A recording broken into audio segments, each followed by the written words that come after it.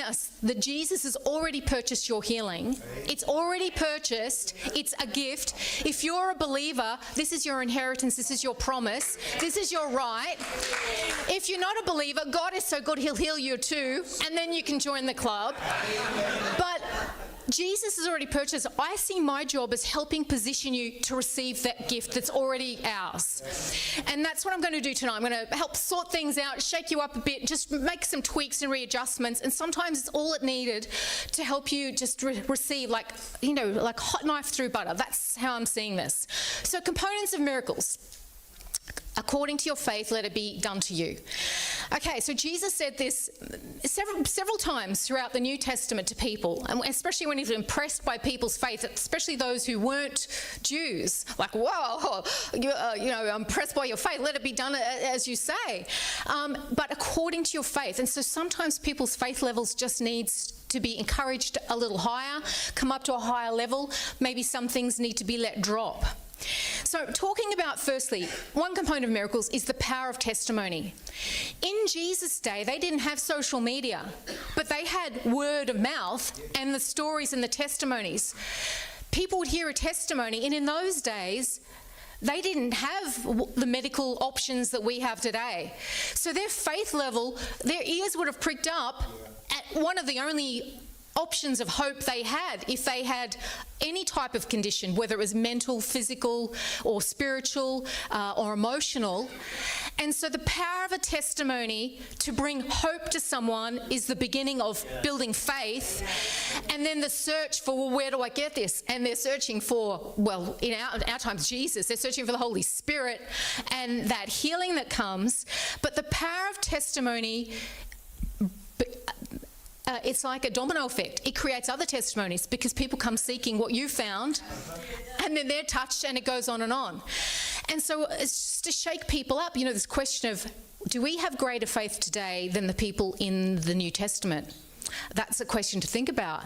We've got some things they didn't have in terms of, before the Holy Spirit was released to them. We have the Holy Spirit. We've got the New Testament, so we've got a lot of this recorded, so we can benefit from that. But we've also got, medical options and things. So sometimes people's faith to be healed of certain things is lower because they have other options. That's a good thing because God can enable and inspire doctors and scientists to come up with cures and vaccines, various things that can benefit us in many ways.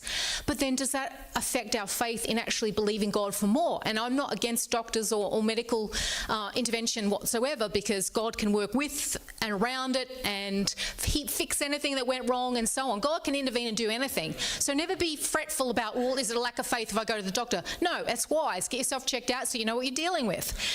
And so this power of testimony. So I'm going to read here from Matthew 9. So this is coming on to verse 27. Jesus was very busy in this section of Matthew 9. He just finished raising Jairus' daughter from the dead. So he comes out and he's probably wanting to just have a little moment to himself, but no. It goes on immediately after he's raised Jairus' daughter. It says, news of this spread through all the region. As you can imagine, she was dead and they raised, and now she's alive. It would have gone like wildfire about what Jesus was doing.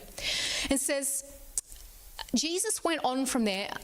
2 blind men followed him, calling out, "Have mercy on us, Son of David." So they're blind. It doesn't say anyone's leading them, but they've obviously heard this testimony, and then someone has said, feel 5 houses down or whatever, and they're fumbling their way, desperately searching, blind, unaided.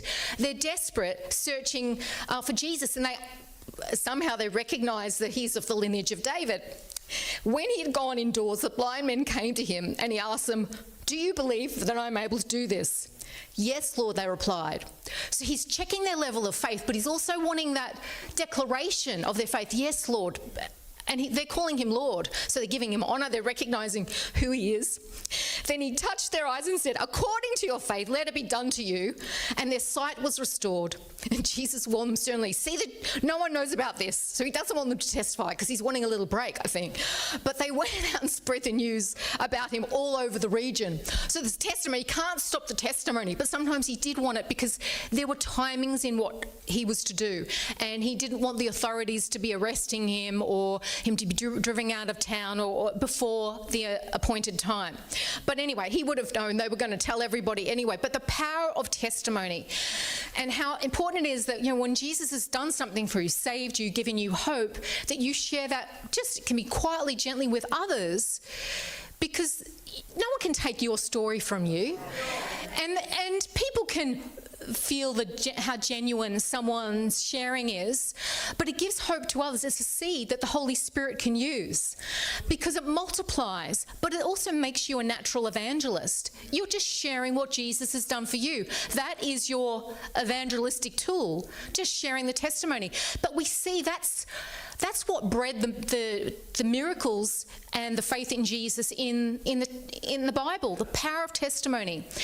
And so, sometimes I put out, most days, a testimony. I video the miracles, and I put out a testimony what Jesus has done. And many of you here, because you've been watching those, it's given you faith and hope. So your level's high because you've seen others healed of what you need healing for. So your faith level's high. It's like people hearing about what Jesus did in this area of Israel. Their faith level's high, and they thought, we've got to get to him. Even if they're blind or fumbling, they found a way. They were desperate.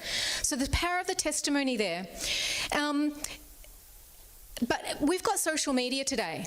But it's interesting, how many people are bold enough to share a testimony, because that in itself is an evangelistic tool, to share a clip of someone being healed of something.